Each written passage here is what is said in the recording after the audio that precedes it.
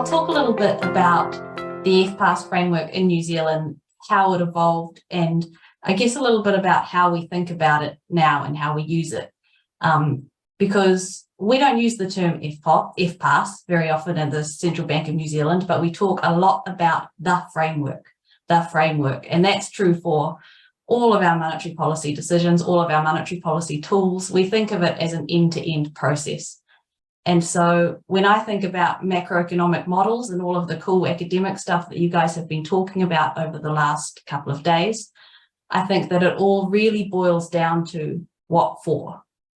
The type of tools you need and the frameworks that you need and the processes that you need all depend on what is your objective and how is that objective set up. So thinking a little bit about the history of inflation targeting in New Zealand, it was introduced relatively early on in the process of the world deciding that inflation targets were a good idea. And you can see that in the late 80s, New Zealand had incredibly high CPI inflation, even relative to other economies at the time. Economies that had experienced similar oil price shocks didn't experience the same degree of inflation.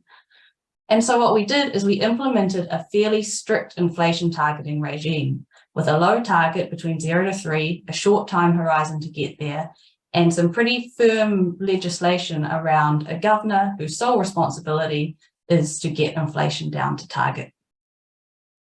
That was relatively successful, and over time we have been able to refine and improve our inflation targets such that we are now focusing around a 2% midpoint, and up until recently doing a reasonable job of achieving that mandate. Throughout this whole time, I think it would be fair to say that New Zealand has erred on the side of being a more hawkish central bank, in the sense that for a long time we had an inflation target, not a dual mandate, and pretty limited appetite to want to ever deviate from that inflation target for any extended period of time. We had the single decision maker model, which supported quick decisions, firm decisions, and very clear objectives. But our mandate, like everybody else's, has evolved a little bit, and it's done more evolution over the last 5 years or so, and becoming more in keeping with other advanced economy central bank mandates. So the first change was the introduction of a dual mandate. While this might seem like a big change, I think, for the Reserve Bank of New Zealand, the way that we've set it up means that we still maintain price stability as our core focus. So our dual mandate is about achieving and maintaining stability in prices and supporting maximum sustainable employment, but we define maximum sustainable employment as a level of employment that will not cause inflation to rise above its target level. So although we do have two objectives, one is kind of ordered under the other. The second big change is that we replaced the single decision maker model, where the governor was responsible for monetary policy decisions, with a committee model. And what's kind of special about that committee model relative to some other countries is that the committee is directed to seek consensus. That is, consensus in the decisions around the desired stance of monetary policy, consensus in the actual decisions, tactics, and tools that are used to formulate monetary policy. If the committee is unable to reach consensus, they can vote, but it is their objective and requirement to try to achieve that consensus. So that's really important when we're thinking about what is the framework, what is the tools, because this is what for. We need a framework, a process, and a set of tools that will enable our committee to reach a consensus decision in the context of their dual mandate. And the committee has been quite explicit in terms of what their monetary policy strategy looks like. So our tools and systems also need to support that desired strategy. Now, all of this information are things that we publish in our monetary policy statement. So these are the official views on our monetary policy strategy at the Reserve Bank of New Zealand. The first is that we practice forecast targeting. And that means that we need an endogenous model, an endogenous framework for policy that allows us to target inflation in a modeled sense. The second and third are that we take into account both objectives and that we respond to deviations above and below target. And so another way of interpreting that would be to say that we have symmetric preferences. We don't go quite so far as to say that we will always respond in a balanced way, but it's pretty strongly implied that we see both of our targets as being two-sided. in the sense that an overheated economy is not desirable, even if it is not generating a large amount of inflation. And our undercooked economy is also not desirable. The other thing that's quite interesting that I noticed that's in our externally published suggestions is strategy is that we consider the balance of risks to central projections, and we say that under extreme uncertainty, the MPC may choose to publish scenarios instead of central projections to illustrate the range of possible situations and economic outcomes that could occur when circumstances are highly unpredictable. So this is a statement that was in our monetary policy strategy long before COVID, and one that I probably would be interested to talk with you guys about a little bit in the course of this conversation.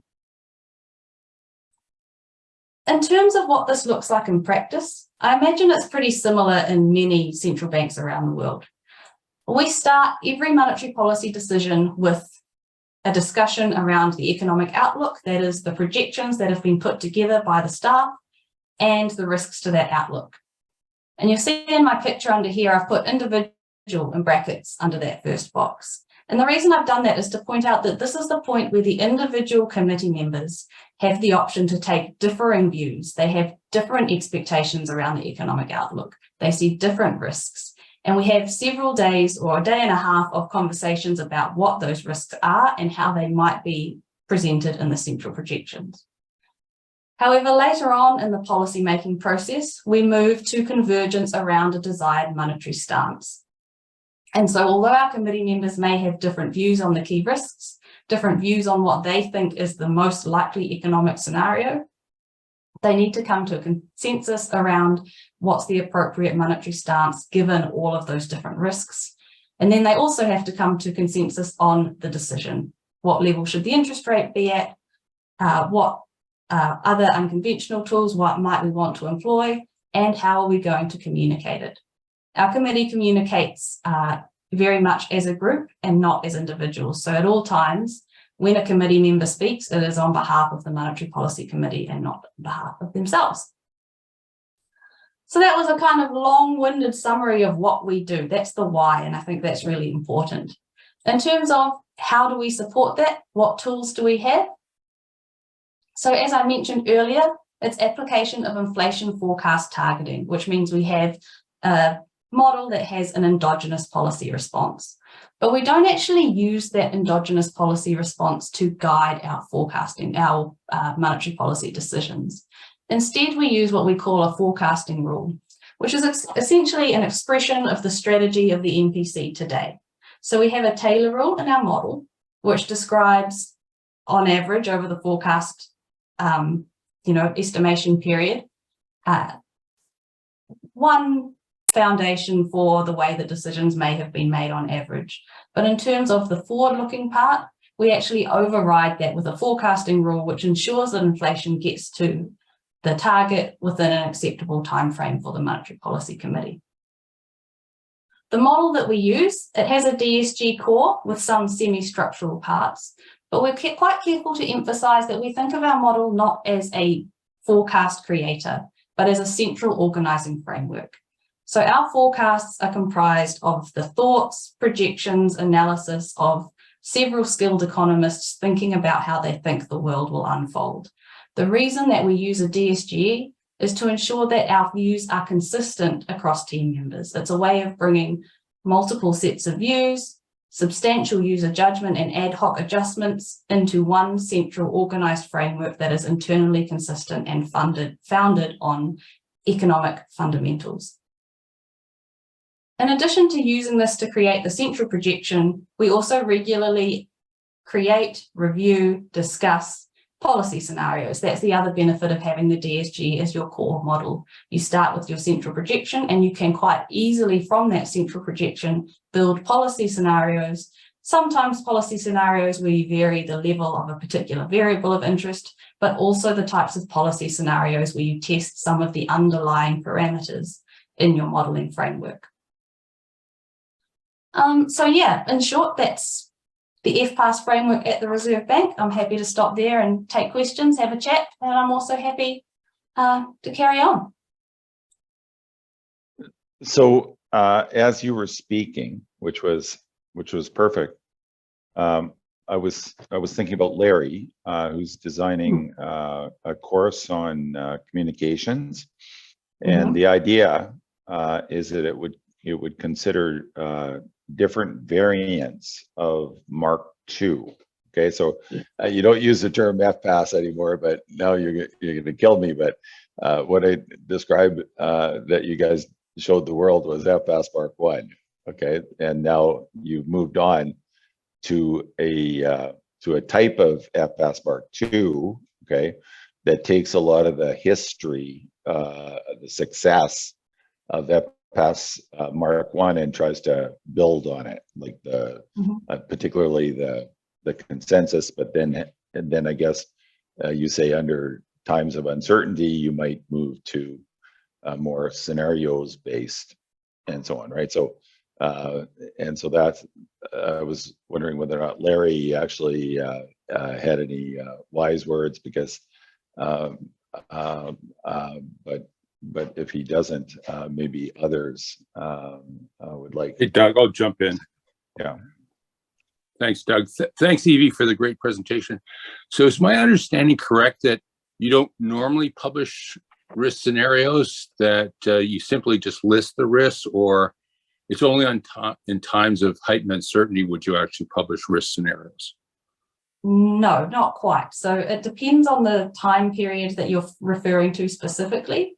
Prior to COVID, it was regular practice for us to publish 4 or 5 scenarios that were every MPS that were variations on the central projection. So we would have one central projection, and then we would have individual scenarios that were risk scenarios, bigger downturn in global growth, increase in migration, those sorts of things.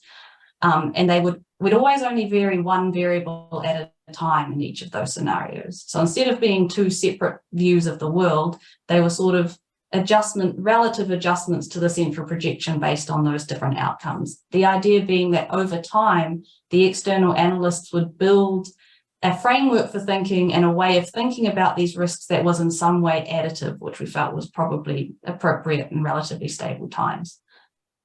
Since the COVID period, we have been doing that less because the risks have been so large and complex that we've felt that most of the time it would have been either too complex to create scenarios that sufficiently address the types of risks that people are most concerned about, or too uninteresting to really be worth spending our time on. When we had risks like new lockdowns, when we had risks like the build-up and blockages in global supply chains, we thought our models are not really suitable for producing those types of policy scenarios. And focusing on a policy scenario where, for example, we get another oil shock seemed pretty silly when we just had one and we knew exactly how we were responding to those. I see. So do you think if things were to return back to normal times, would you go back to publishing risk scenarios?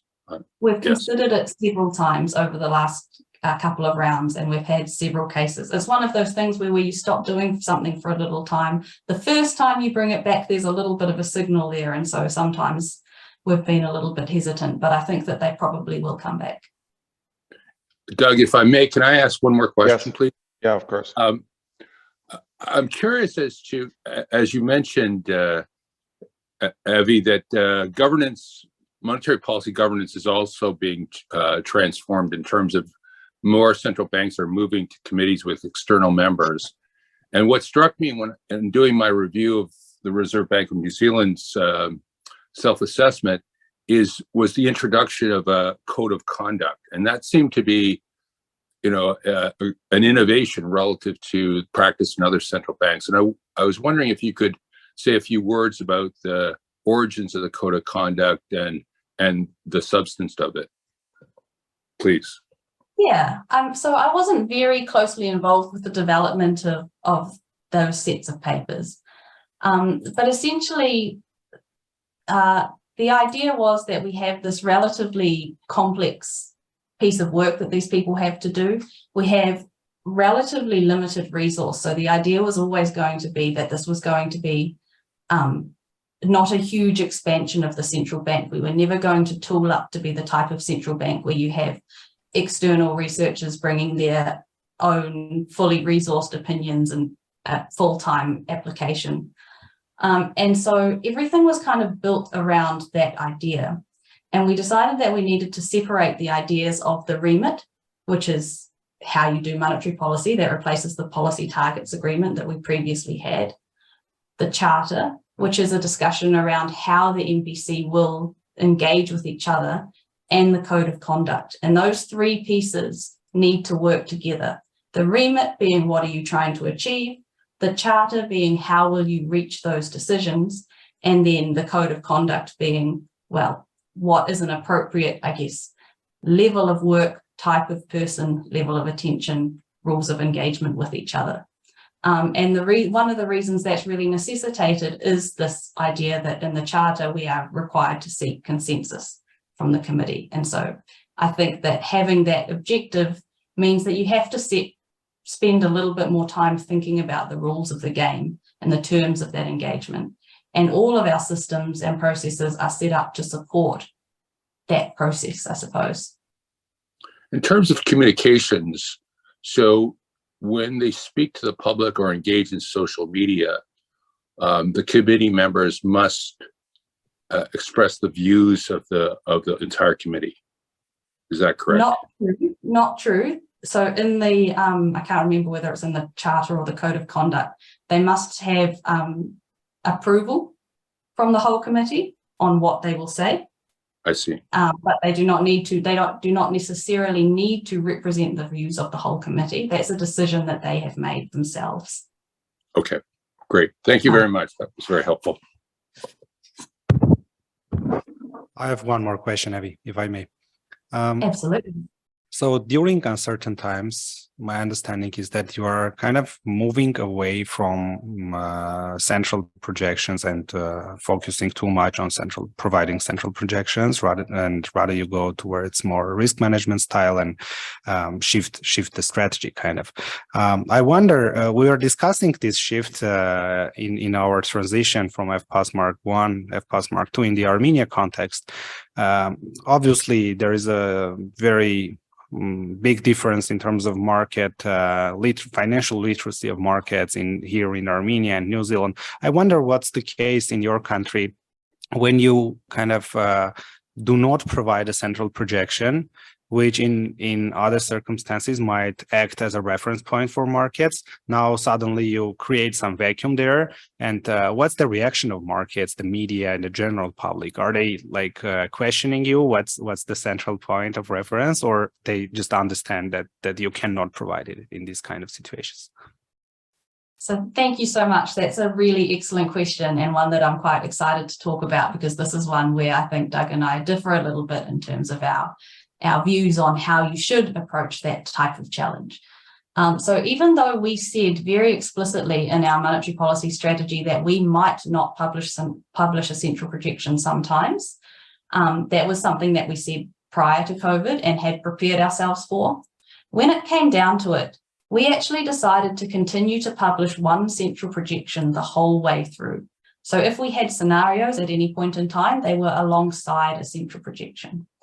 And the reason for that is, as you say, in part because we had built a degree of rapport and understanding and development with our domestic markets. International markets do occasionally have some issues with the things that we put together, but certainly within domestic markets, it is quite well understood that there is always a significant amount of uncertainty around our central projections.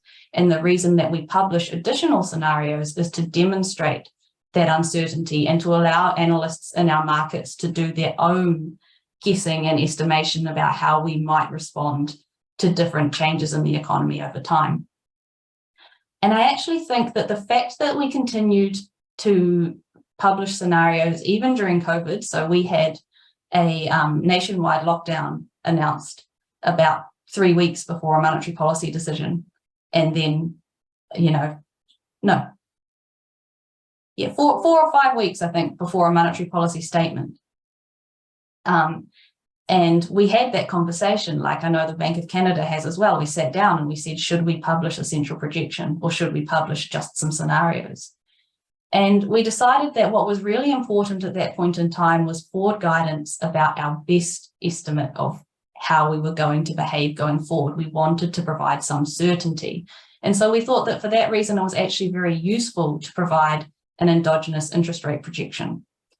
The other thing that I think we wanted to do is we actually used our fully published forecasts as a way of showing how uncertain we are, explaining how our thinking was developing, and using that repeat game of coming back and talking about our forecasts and publishing a full forecast again and again to get our markets very comfortable with the idea that we know less about what's going on than usual, but we are going to be talking about how our thinking is changing because it's changing very fast. And in a lot of ways, I think that having that central projection as an anchor point was a really useful tool in that context, and that actually having two different scenarios might have left markets more volatile, more confused, and bouncing between sort of different states of the world that we might have ended up in, rather than anchoring on where we told them to go, unless they had really strong views one way or the other. So that was a long-winded answer. Did I cover all the bits that you wanted? Yeah, sure. That's very nice. Thank you. Thanks, Evie, and for continuing discussion.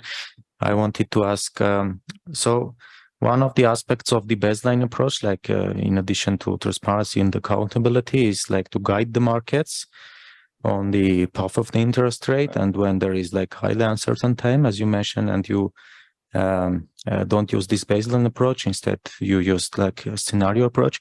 So I wonder whether you use the language to still to nudge the markets or to guide the markets, in the sense that this scenario is more likely than the other one, or there is no kind of guiding between these scenarios.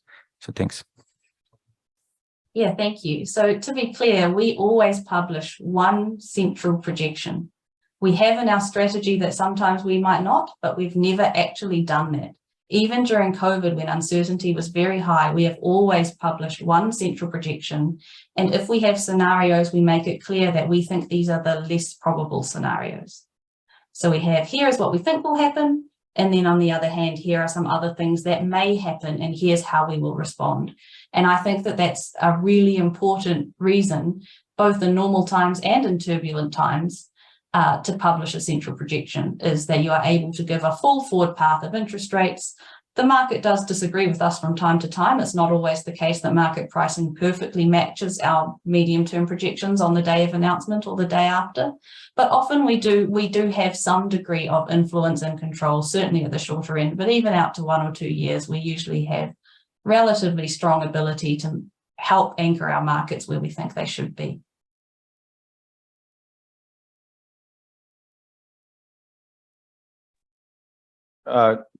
Just for the record, okay, Doug doesn't disagree with anything that Evie said. And in fact, the way that she presented it, I think she made a very strong case that if you're doing this in a very practical way, and you developed all this history, you continue to develop it in a very practical way, and so I think I like the fact that that Armenia is going one way and New Zealand's going another way, and maybe 10 years from now, might even take longer, maybe 20 years from now, we'll meet up and we'll also probably have a very open conversation about whether or not the other person's central bank actually worked better than ours, as opposed to ours is the best. Okay, kind of, because I don't hear that attitude at all. In fact, I hear the exact opposite. Okay, there's a really big question, another big question that I care about, and that is, how do you, like, what is the role of models, and how do you present, making judgments and so on? So your version of flexible inflation targeting has this output gap and so on, and now you have an explicit dual mandate. It's baked in, and you said it's symmetric and all that.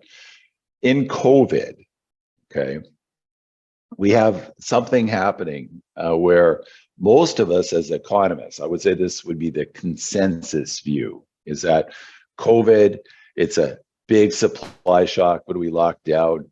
And I think most people, the prior would be the way they would think about that in their head without a model, is that demand shifted down too, that it shift down a bit more or a bit less. And so then we'd say, well, there's uncertainty, maybe it shifted down a bit more. And of course, it depends on the state of the development of an economy. If they've got a big social safety net and the government's giving them lots of money and stuff, okay, then they're going to be insulated, so demand might not shift down as much. And of course, the consumption bundle is restricted. We can't take our vacations to New Zealand anymore.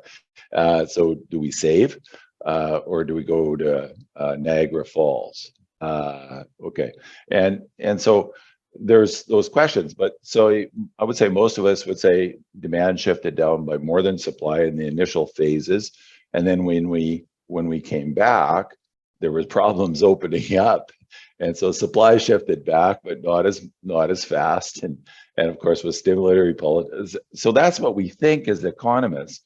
But those institutions, most institutions, it's very, very difficult for those people to make those judgments and to incorporate them into their estimates of potential output. But it appears that you are doing this in New Zealand, and how is it that you can make these adjustments that might seem ad hoc to? I guess they are ad hoc in the sense that you don't have a lot of basis for making them aside from intuition and of the evolving evidence. But can you tell us how you do it and how you communicate it so openly, why you don't feel constrained like every other institution seems to be constrained by? Yeah, absolutely. So I do think that one of the things that we have at the Reserve Bank of New Zealand that tends to be surprising to other central bankers when they arrive, when we've recruited from central banks overseas, is a very flat structure and a strong degree of, I guess, individual responsibility for sound judgment. So we do not have the type of structure where, there's a manager and they're responsible for knowing everything that's in the forecast, and they report to a chief economist who's responsible for knowing everything that his managers are reporting, and he reports to the governor so that the governor can make his decision. We have direct contact between the person making the judgment and the person taking the decision. And that's really important, I think, for encouraging growth. But the thing that you need in those contexts is also a strong culture of being economic thinkers first and economic modelers second. So your models are tools to help you express your economic thinking. Your models are not the boss. They are just tools that you're going to use. And so COVID was not the first time we'd made some wild ad hoc adjustment because we felt that we needed to. We've done it in earthquakes, we've done it in other natural events, but we also do it all the time in things like the housing market, for example. So housing market New Zealand has some pretty big cycles. Some of them are linked to policy decisions that we know about. Some of them just kind of seemed to happen. But we have a, simple semi-structural equation attached to our DSG for the housing market. It does a horrible job of forecasting house prices. So what do we do instead? We grab a bunch of models, we give it to an analyst, we ask the analyst, knowing what you know now about the housing market in this context, knowing the policy settings that knowing how people seem to have been behaving, and talking to people who are actually in this industry, how do you think house prices are likely to evolve? They'll draw us a projection and we'll just use whatever shocks we need to plug that right into our model. And so we've always had that culture of this is a central organizing framework for our economic thinking. These are tools to support our economic thinking. In terms of how we practically do that, well, it depends on the problem that we're dealing with. So I will give you a couple of pictures, show you what we've done with our output gap, and I'll do my best to talk you through kind of how we were thinking about this at the time, because it was obviously pretty challenging for us. So here we have our current, our latest published estimates of actual GDP and potential output. So you can see the gap between those two things is the output gap. And you can see very clearly, very visually, that this is not a filter. You can see very clearly, very visually, that this is not some model that's updating itself every quarter and giving us a new value. You can see very clearly that it's not something that's been spat out of a macro model. In fact, it's a combination of all of these things that an analyst has put together. You can see very clearly the sharp dip down. We had a very short lockdown period in New Zealand during COVID because we did manage to pretty much eradicate COVID the first time around. And then what you see over time is a little bit of an acceleration in potential output growth as our border starts to open up, and then a second lockdown when Delta arrives in New Zealand, and a slow recovery as COVID actually starts spreading in New Zealand, which doesn't happen until early 2022. And if you've been an economist in a central bank for any amount of time, you probably know that there are several competing ways that you could do this, that you could estimate your output gap. I like to break them up into 3, maybe 4 categories. The first is the one that we all know. You start from a measure of GDP and you run a filter through it. You run a Hamilton filter, some kind of HP filter, and that causes all kinds of problems and is going to be wildly inappropriate for something like COVID, when you know that potential output is moving very quickly when sectors are being locked down. The second option you have is to do a bottom-up approach, where you attempt to estimate production functions at a sectoral or an aggregate level. Again, this is one that probably doesn't work very well in normal times. This is one that we probably use the least often, but we have it active in our toolkit at all times. So I think one of the important things to note is that this analyst should be well tooled. And in New Zealand, you probably wouldn't find our toolkit to be anywhere near as pretty and fancy as a lot of the other toolkits in advanced economies. But you need to have a toolkit where your analyst understands all of the models in their toolkit, and your analyst understands how to use them, how to talk about them, how to make judgments on the basis of them. The third approach, which I think is probably the most popular approach in central banks, is to directly estimate the gap. And that can be done through a macroeconomic model, Blanchard-Qua, or something a little bit more structured, something a little bit less structured. Or we can look at direct indicators of capacity constraints, things from business surveys, labour market slack. So we sit in New Zealand with a whole bunch of tools. They all give us different results, and then an analyst just sticks them together however he or she thinks is appropriate. And during COVID, that was extra hard. During COVID, our main focus was on this bottom-up approach, where we knew that there were several sectors that would be completely shut down. We knew how large those sectors were. We knew that only a few sectors would be allowed to continue to produce. We knew how, and we had to make some judgments about how much they would be allowed to continue to produce. The other place we relied quite heavily was on our indicators of capacity constraints that didn't rely on macroeconomic models.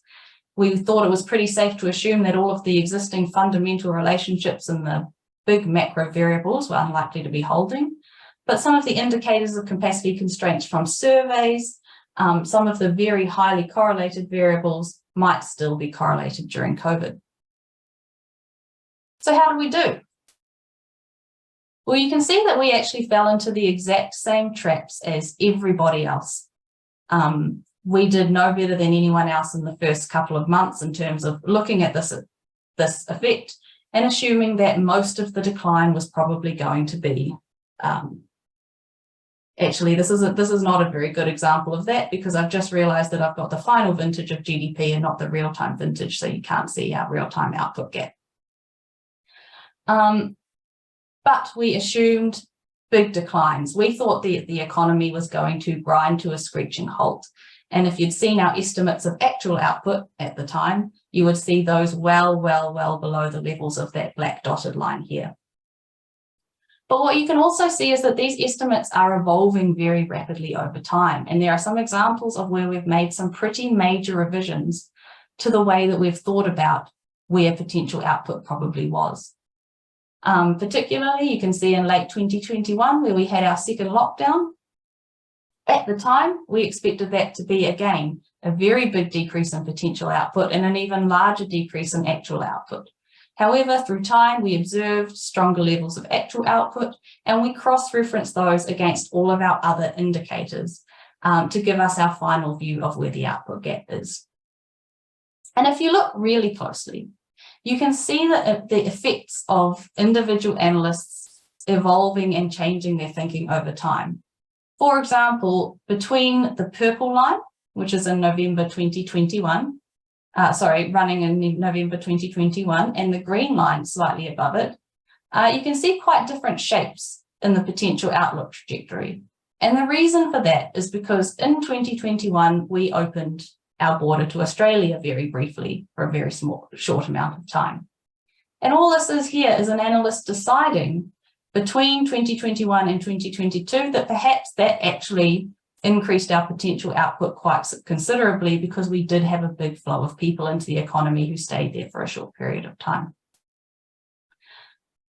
And then you can see by the time we get to 2023, someone's come along and said, no way, that doesn't make any sense. I really don't think that just because we had more demand from tourists that we would have had any of our tourism sectors actually temporarily opening up. And so I don't think that that potential output in the tourism sector was there at the time. Those judgments are very unlikely to be based on any model. They are analysts looking at indicators, making a judgment. And I might show you a little bit about kind of the simple indicators that became much more relevant to us during COVID. So we have a big suite of indicators that our analysts will look at every time they're doing an output gap estimate. And in normal times, they include all of those things we talked about. They include the filters, they include the models, they include bottom-up approaches, the top-down approaches, and indicators. But during COVID, we came to rely quite a lot more on the few indicators of tightness that didn't require us to have a good, stable view of potential output in any kind of smooth sense. And yeah, you can essentially see that our current real-time estimates of the output, our current estimates of the output gap in black pretty closely match the real-time estimates that were coming from our labour market and non-labour market capacity indicators at the time. Now, that said, it's also interesting to look at the 2021 period and realise that there was a point in time there where that poor analyst had a set of indicators or a set of models that said, well, the output gap's probably between -3 and +4. So it really is down to sensible judgments and, using the models that feel most appropriate for the period that you're working in. So you said that you didn't do better than others. Can you show that? Like, who are the others that you're referring to? Because I never saw that. So I realized too late that what I wanted to show you here would be for example, the May 2020 potential output estimate and the May 2020 actual output estimate. And you would have seen, if I'd shown you a picture of the output gap instead of a picture of potential, which would have made much more sense, that we were projecting output gaps down in the -6, -7% range initially. So we made the same mistake that everybody was thinking this is a big, ugly demand shock. Okay. But then when we saw the GDP, instead of going, well, there's our potential estimate and this isn't a big, ugly demand shock, we said, oh, well, actually maybe potential didn't move by as much either. So we were constantly triangulating between these different approaches and different methods to try and narrow in on a view of where the output gap was. Okay, but the lesson is, which is what you're saying now, is that you got it wrong, and you're saying that, and you're trying to do it. Okay, but many other institutions didn't try to do it. Okay, like in other words, they didn't do any adjustments at all. Okay, so depends on what you mean by others. Now, I suspect, for example, if you're talking about the IMF, okay, they would be in. engaged in conversations with you. Okay, so they have to talk the same language. You know, when they go to New Zealand and they're talking to the Reserve Bank of New Zealand, they talk the same language, right? How did they do? Yes. In my view, not great. I'm so glad you asked, because I was hoping you could I was hoping you could shed some light on this, because I saw this chart, well, not this exact chart, but a chart very similar to this at a presentation just a few weeks ago, and it really puzzled me. You can see that the IMF WEO projection for the New Zealand output gap over 2021 was about 1% of GDP. And yet for that 1% of GDP in 2022, we had non-tradable inflation. So, I mean, core inflation, pick any inflation measure you want that cuts out oil and all the funny stuff that was going on, up around 5-6%. And so to assume that that was generated by an output gap at a similar level to the output gap observed over 2016 to 2018 seems very strange to me. And that's the type of judgment that I would expect any analyst at the Reserve Bank of New Zealand, including one who's been here for 8 weeks and is just getting their feet under the desk, to go, hey, that smells funny. I don't understand that story. Can we talk about it a bit more? And can we maybe think about how we can think about the validity of that estimate? I'd also note that doing something very simple like looking at the unemployment rates, it's very unlikely that we have a much lower NAIRU now than we did prior to COVID. But the unemployment rate is like a 4 percentage point lower in 2022 than it was in 2018. So as an IMF analyst, how do you square up the idea that the output gap is at the same level in those two periods? Okay, so the simple answer to that is that at the IMF, it's decentralized. Okay, which means that the quality will depend entirely on the desk who's analyst there and who cares about it. Okay, but it's in other institutions, okay, that had invested much more heavily in developing frameworks like the OECD, like they'd been organizing this in a way that was I would say supposed to get it right in terms of the concepts and so on. They made no adjustments. The Congressional Budget Office, where they had made some adjustments during the global financial crisis, arguing that the NAIRU probably shifted up. Okay, so that was an evidence where they actually made an argument to make a judgmental adjustment to try to make it sensible. Okay, and then COVID comes along, and if there ever was a time to make some adjustments, like you think of doing nothing, how bad is doing nothing? And the only thing they did, okay, was actually write a sentence saying that we're not making adjustments, okay, that don't incorporate the effects of this, which of course is just saying, we're not prepared to do that. And so I think you are special, okay, in the sense that you're trying to do it right, okay, in a way that's consistent with how you're using the concept for policy, okay, and you are making adjustments that many other institutions aren't making and publishing and so on, right? So it's true that you're getting it wrong, but the next time around, hopefully they'll get it right. If something like this happens again, you look at all the evidence and you get another try at it. Okay, so now the last thing is, if you're finished with that, but the last thing is sort of connected to all of this, and that is the whole story that you have is kind of because you're small.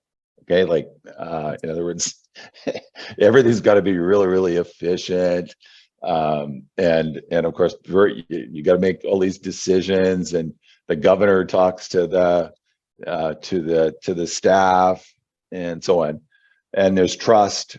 That's an important part of the story, because people are talking, they don't feel like there's some machine plugging some numbers into it, and presumably all the policy makers, there's no myths. It really truly isn't coming out of a machine. It's coming out of a bunch of people making judgments, and they can call up the person and ask, ask what's going on. So it's all kind of based partly on being small.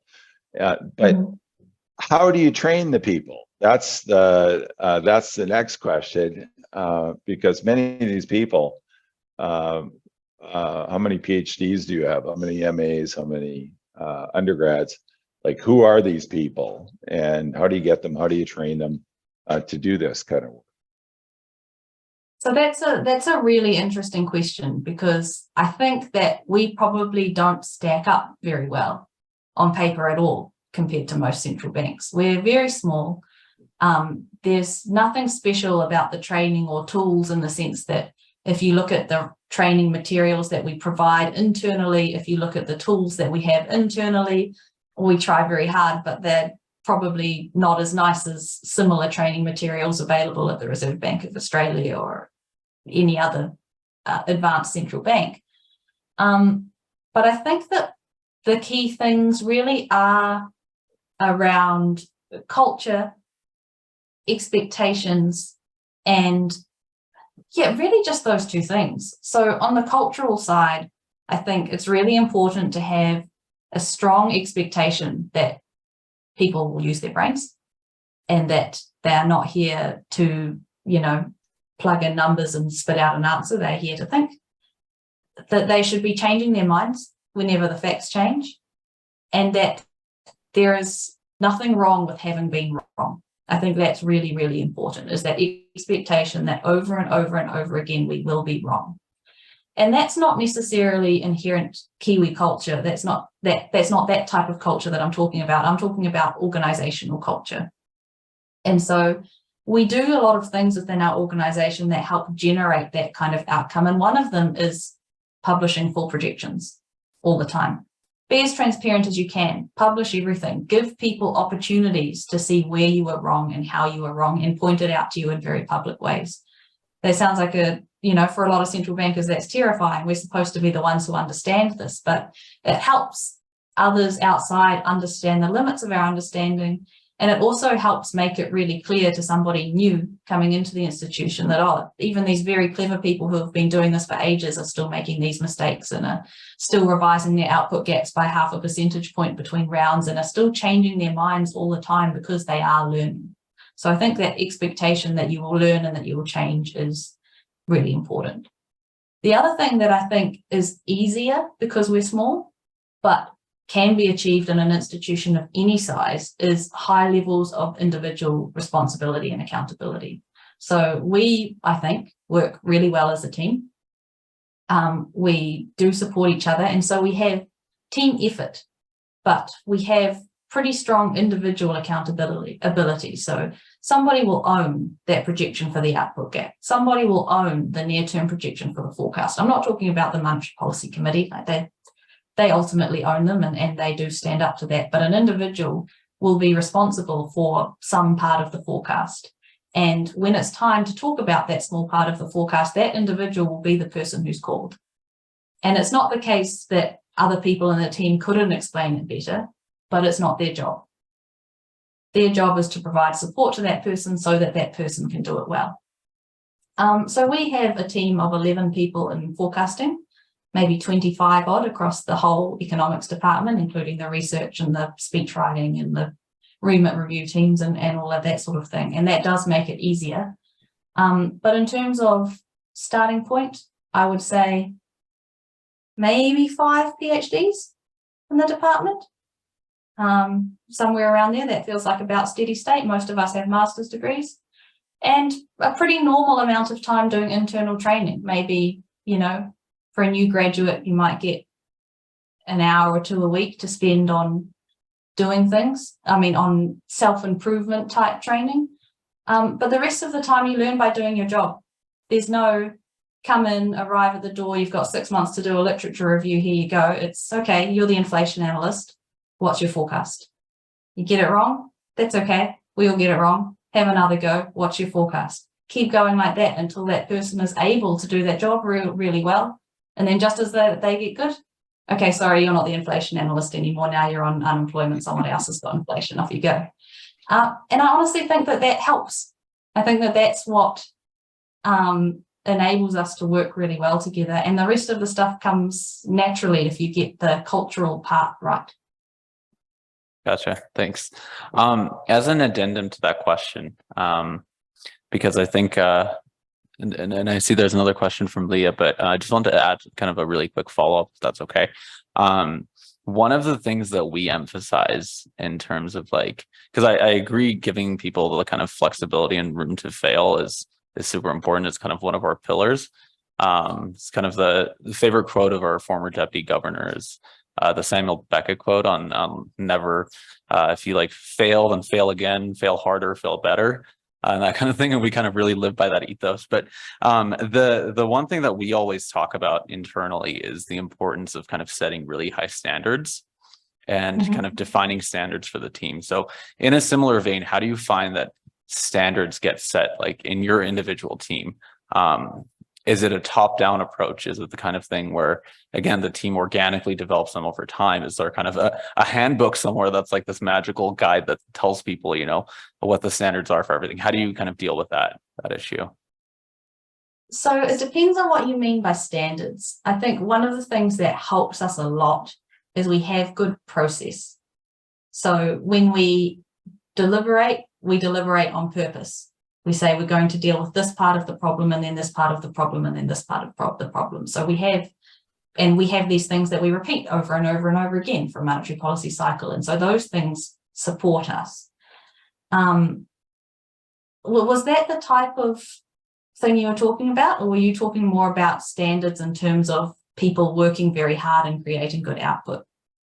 More the latter, more related to the quality of the output, but also kind of just quality everywhere, right?